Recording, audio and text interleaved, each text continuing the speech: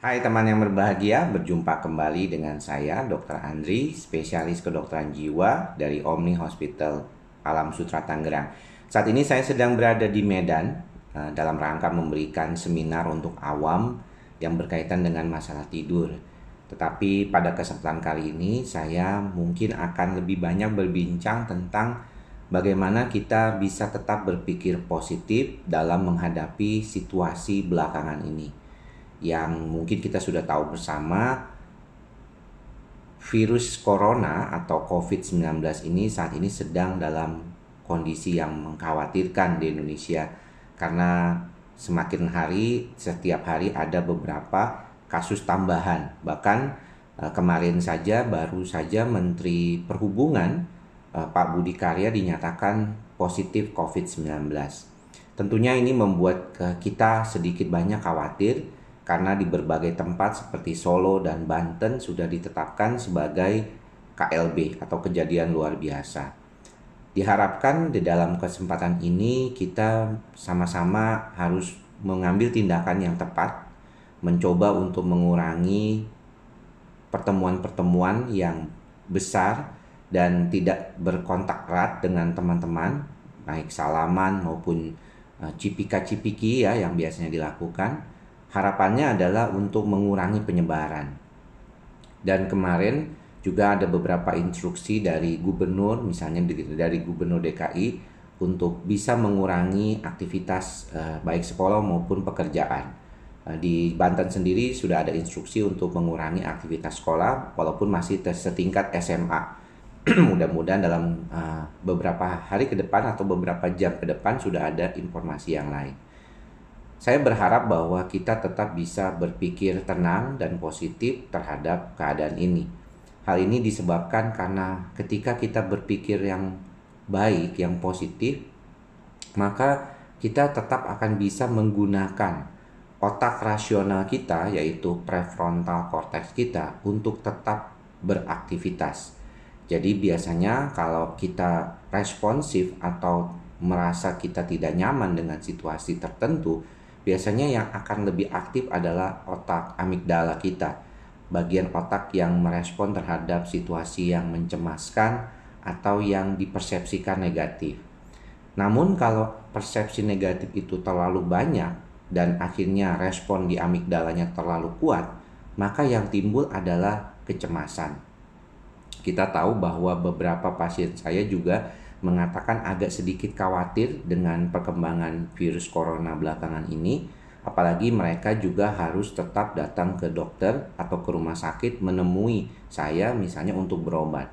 Sedangkan ada anjuran untuk mengurangi proses tatap muka dengan orang lain atau kontak dengan orang lain sebisa mungkin. Namun kita harus tetap menjaga kewarasan kita, jangan sampai kita ikut-ikutan menjadi cemas.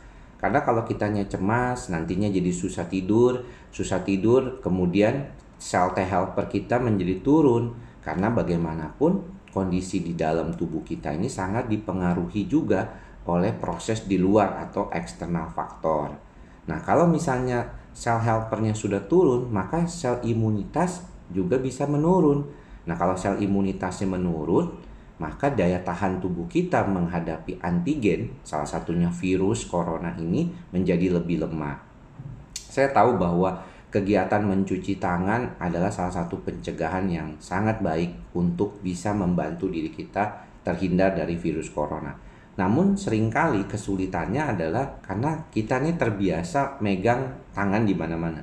Kalau kita naik eskalator kita pegangan. Kalau kita buka lift, kita memencet tombol lift. Kalau kita bertemu dengan orang lain, kita kecenderungannya melakukan salaman dan kontak erat lainnya.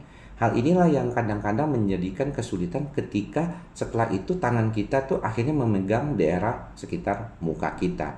Jadi berpikir positif dalam konteks ini adalah bagaimana kita bisa secara rasional, pikiran kita tidak sampai larinya ke cemas, tapi dengan sadar melakukan hal-hal yang bisa mencegah terjadinya penularan virus corona. Jadi kalau misalnya kita diharapkan berada di dalam rumah atau kerja dari rumah, maka kita tetap saja schedule-nya seperti apa yang biasanya kita lakukan sehari-hari, bangun tetap pagi, tidak begadang ya. Jangan-jangan ada yang sengaja begadang kalau misalnya dalam keadaan seperti ini berasa kayaknya kalau misalnya nggak kerja kan lebih baik misalnya asik-asik aja di rumah nonton sampai malam gitu. Jangan, karena saya harapkan bahwa tidur kita sebaiknya berada pada kisaran 8 sampai jam 12 malam. Jadi kita tidurlah di jam segitu, kemudian bangunnya sekitaran 6 sampai 8 jam sesudahnya. Dan harapan tidur yang akan didapat adalah tidur yang punya kualitas yang baik. Jadi berpikir positif, tidur yang baik, ini salah satu yang bisa membantu kita menangani daya tahan tubuh yang biasanya bisa tiba-tiba lemah dalam konteks ini. Dan harapannya kalau dalam keadaan seperti ini, KLB di mana-mana, harapan kita tuh daya tahan tubuh kita tetap sehat. Tidak lupa juga dengan menjaga pola asupan makanan yang bergizi dan seimbang, juga dengan berolahraga. Namun memang mengapa tadi segala sesuatu saya kaitkan dengan tidur dan pikiran positif?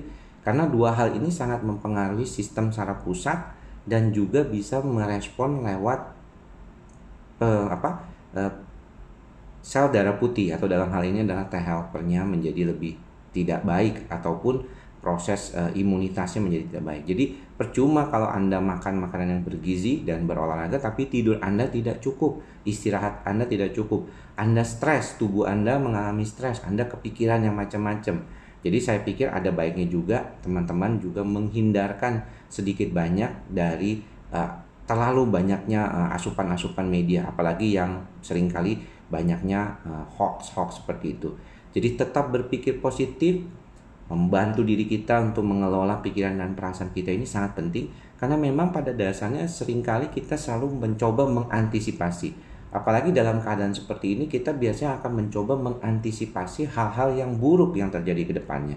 Tidak heran kemarin sempat saya dengar mulai ada lagi panic buying. Jadi orang-orang banyak beli bahan-bahan makanan pokok untuk disimpan karena khawatir akan di lockdown. Saya kira tidak ada isu yang ke arah sana, tidak ada juga rencana pemerintah ke arah lockdown, karena kita tahu agak sulit tentunya di Indonesia, terutama dengan banyaknya hal-hal yang masih saling berkaitan satu sama lainnya. Tapi saya pikir ada baiknya juga kita menghindari pertemuan yang besar. Seperti saat ini juga saya sedang berada di Medan karena sudah keburu janji, dan dari pihak panitianya juga tidak membatalkan acara ini. Dan mudah-mudahan di Medan ini semua teman-teman juga sehat-sehat semuanya.